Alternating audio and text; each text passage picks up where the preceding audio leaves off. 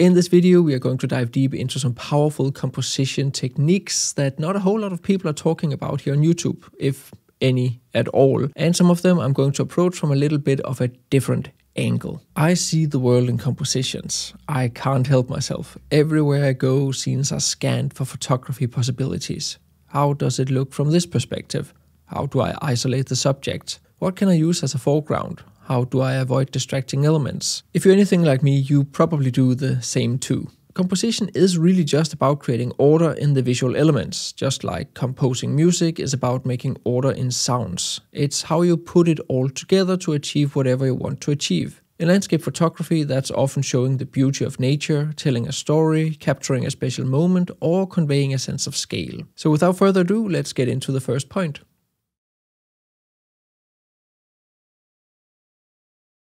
Now I know the first point here may not be super sexy and you may get texts from your time in primary school, but bear with me. The first point is to think in geometrical shapes. Geometry provides the underlying structure of all composition and provides you with the basic tools for building a composition. Just like geometry, there must be some points and lines to put together. Even if you don't consciously notice this geometry, it will still work on an unconscious level. A photo with a stronger geometry or simpler geometry will usually be easier to absorb than one that is more chaotic. It is about deconstructing the scene in front of you into lines, shapes, and patterns. Look for lines that lead the eye, invisible lines that connect elements, shapes that create interesting patterns, and points of interest that anchor your composition. There isn't like one specific pattern or shape to look for, just that whatever pattern, line, or shape you find look aesthetically pleasing.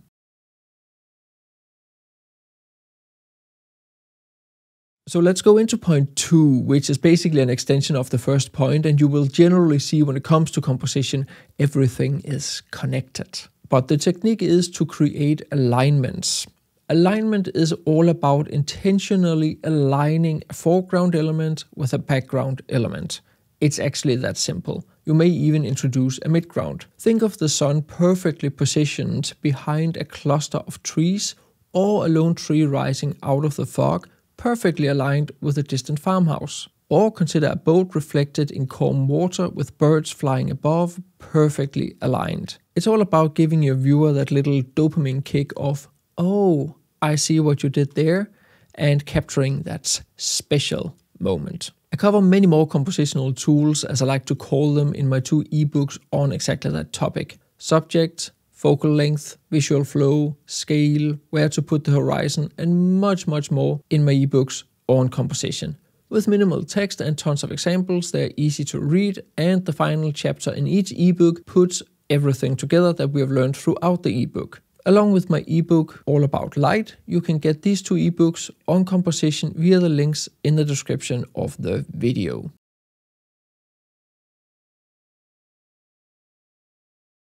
So the next point here is all about unity and how we cluster individual elements into groups. This is what the Gestalt theory calls the principle of similarity, principle of proximity, and principle of continuity. They are super important to understand if you deal with composition. For example, we see a cluster of trees as a unit rather than the individual trees one by one.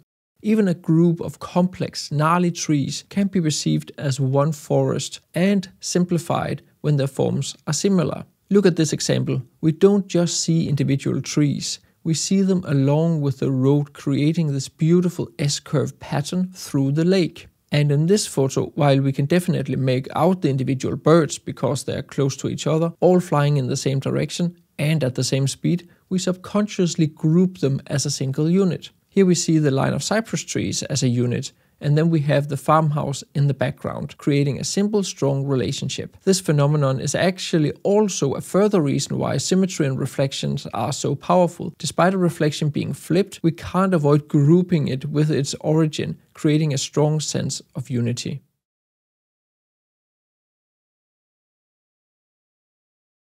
And the next point, and also a further extension of unity, is to look for repeating patterns. And this is what the Gestalt theory call the principle of similarity. Repeating elements create rhythm and visual interest in your photos. This could be a series of sand dunes, a row of trees, or even the repetition of light and shadow. The repetition doesn't need to be exact. Even similar shapes or forms can create this effect. In this example, we have the repeating shapes of the background islands, and furthermore, we also have a repeating shape between the background sea stacks and my pose in the foreground. In this example, the shape of the church tower and the cypress tree repeats. And here we have the repeating patterns of the waterfalls. I could continue with examples upon examples of rows of cypress trees, not to mention examples upon examples of lines created by hills or mountains separated by fog, mist, atmosphere, and light. Repeating shapes, lines, and patterns draw a lot of attention, so make sure they're relevant for what you want to show.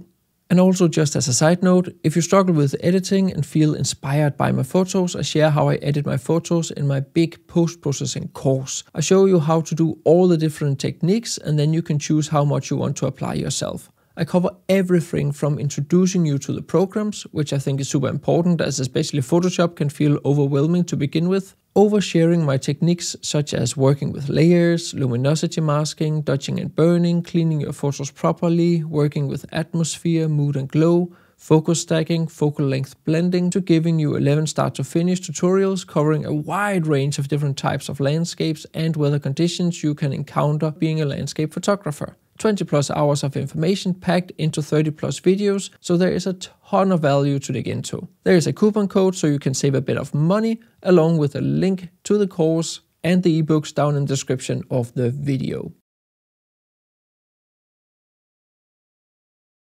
So the next point here is something I see a lot of people struggle with, so it bears repeating, and it's all about balance. The easiest way to think about balance is to distribute the visual elements in your frame somewhat equal on either side of the middle, so the composition feels stable and harmonious. This doesn't necessarily mean perfect symmetry. A visually heavy element on one side can be balanced by several smaller elements or even negative space on the other. A well-balanced composition feels complete and pleasing to the eye. So let me try and visualize this by giving you several different examples from the same scene. So we were recently in Tuscany, and there's this super famous farmhouse that all photographers go to photograph in all sorts of weather conditions, but what you really want is fog.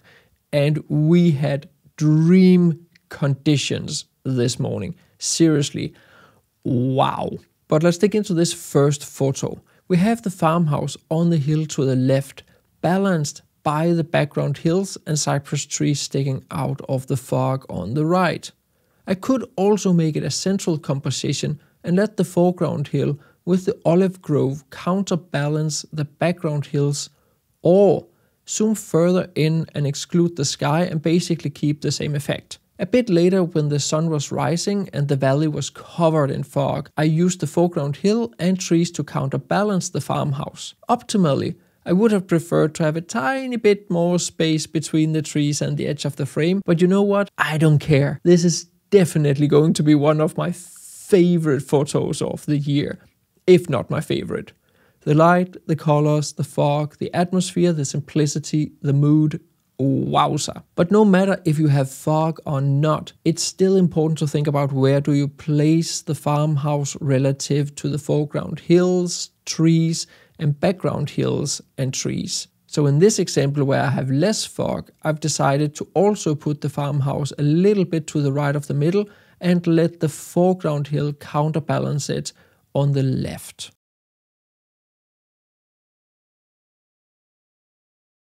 Now, fact of the matter is that light and composition are more or less two sides of the same coin when we talk composition in landscape photography. So where the light falls in your scene must play into how you choose to compose your scene, because light will influence where the attention goes. Consider this example from Pienza. We stood around for 10 minutes or so just waiting and watching the light moving over the landscape. Once parts of the foreground hills were lit, at the same time as the town, it was all about getting the photo. The lit church tower on the dark background and the dark tree on the bright background immediately draw your attention.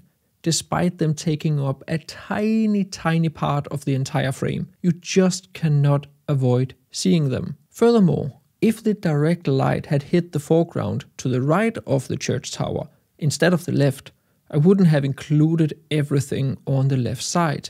I would have composed it differently. And I love this example too.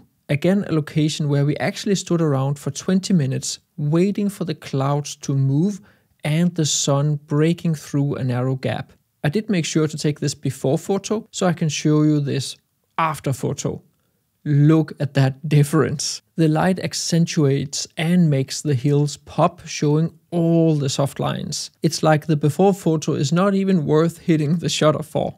Light emphasizes certain elements and de-emphasizes others, powerfully guiding the viewer's eye. Pay close attention to how the light shapes your composition.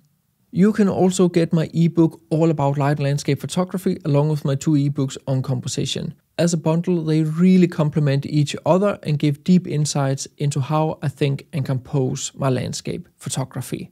There are of course also links to that one down in the description of the video. And if you start this video over, you can actually see all the different points and techniques that I've covered and how I repeat them in most of my photos. And fact of the matter is, color also has a massive influence on your compositions. So if you struggle with color, absolutely make sure to watch the video on the screen right here.